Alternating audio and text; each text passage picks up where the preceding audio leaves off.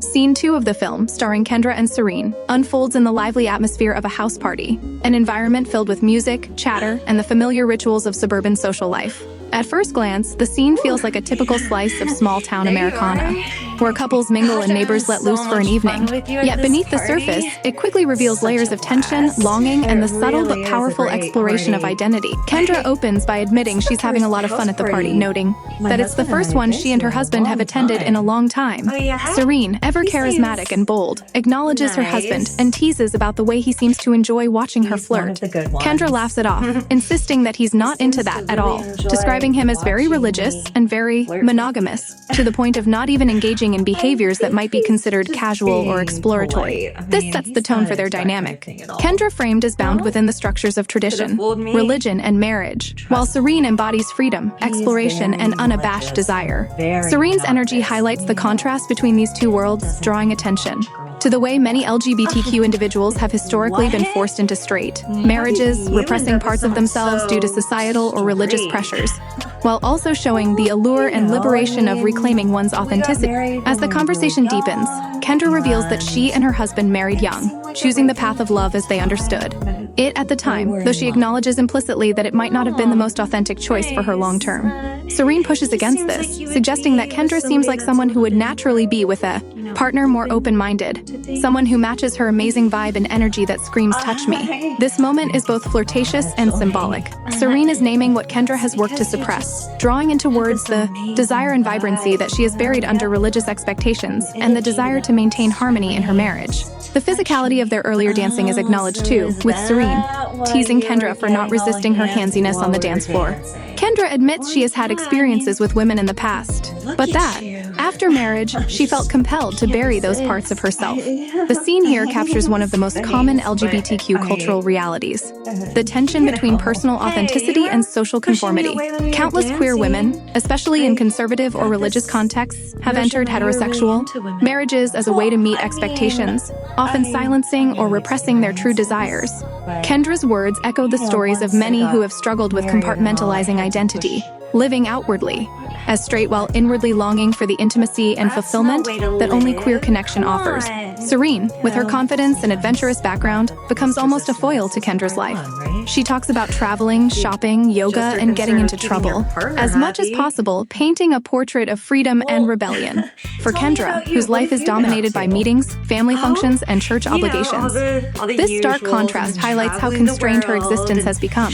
Serene suggests she needs to shake things up, pressing the idea that fun and fulfillment are not only possible but necessary. When Kendra nervously points out that her husband is nearby, Serene brushes it off, insisting that he wouldn't notice or might even approve. This persistent flirtation reveals the way queer attraction often pushes against boundaries in spaces coded as heterosexual.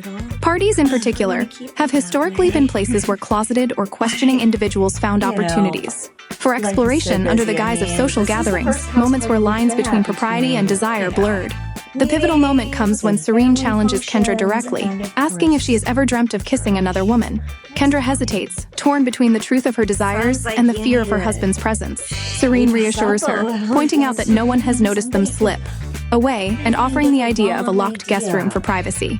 The subtext here mirrors queer history, secrecy, risk, and the creation of private spaces where authentic intimacy can unfold away from judgmental eyes. Even within the context of a friendly party, queer desire must navigate surveillance, whether from husbands, neighbors, or social expectations. The locked room symbolizes the way queer individuals have carved out hidden sanctuaries for themselves, whether literal physical spaces or metaphorical ones within friendships and relationships.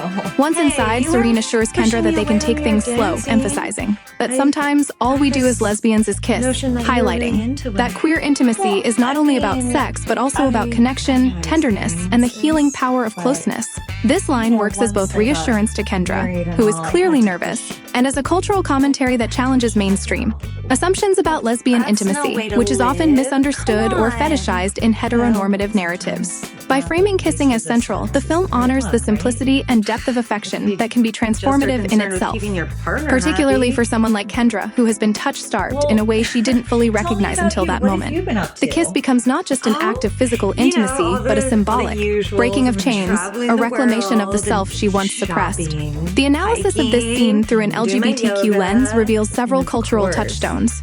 First, there is the motif of suppressed desire within marriage, which has been a recurring reality for queer people in many eras and places. The cultural expectation to marry young, particularly in religious communities, has historically led many LGBTQ individuals to silence their identities, often resulting in inner conflict and longing later in life. Kendra embodies this struggle, and her attraction to Serene is not only about the woman in front of her, but also about reconnecting with her own buried truth.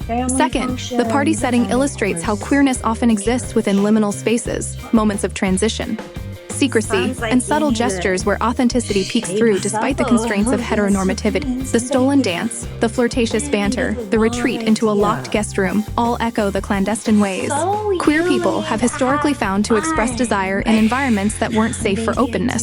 Third, Serene's role as instigator and liberator reflects a common archetype in LGBTQ storytelling: the confident, unapologetic queer figure who disrupts the status quo and offers a glimpse of freedom to those still constrained. She is worldly, adventurous, and unafraid to name and act upon desire, providing a foil to Kendra's restrained existence. In queer culture, such figures often inspire others to embrace authenticity, even at personal risk, underscoring the transformative power of representation and connection. Finally, the scene explores the tension between risk and liberation. Kendra repeatedly voices fear of her husband finding out, acknowledging the stakes of her situation, yet Serene reframes the experience as harmless fun, just dancing.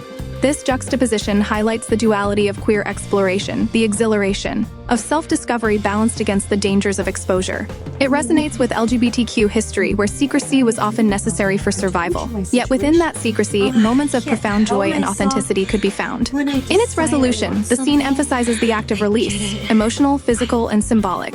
As Kendra surrenders to the kiss, she experiences something both thrilling and frightening, underscoring the reality that queer intimacy can feel like both liberation and transgression when viewed through the lens of societal expectations. The reassurance that it's just a little fun mirrors how many women first frame their same-sex encounters, softening the weight of the experience while simultaneously recognizing its transformative potential. For viewers, especially within LGBTQ culture, this scene resonates as a reminder of the courage it takes to break silence, the necessity of spaces where authenticity can thrive, and the beauty of intimacy that is grounded not in perfection but in honesty. Ultimately, the scene is about more than two women sneaking away at a party. It is a narrative about suppressed identity meeting unrestrained desire, about the collision of tradition and authenticity, about the ways queer intimacy both challenges and liberates. In Kendra and Serene's dialogue, dance, and eventual kiss, we see reflected the broader LGBTQ journey, the struggle to reconcile one's inner truth with external expectations, the risks taken to carve out spaces for love, and the profound joy that comes when those risks lead to connection. The recap and analysis highlight how this scene situates itself within queer cultural narratives of repression, secrecy, and liberation, affirming that even in the most ordinary of settings, a neighborhood party, extraordinary transformations can unfold through the power of LGBTQ connection.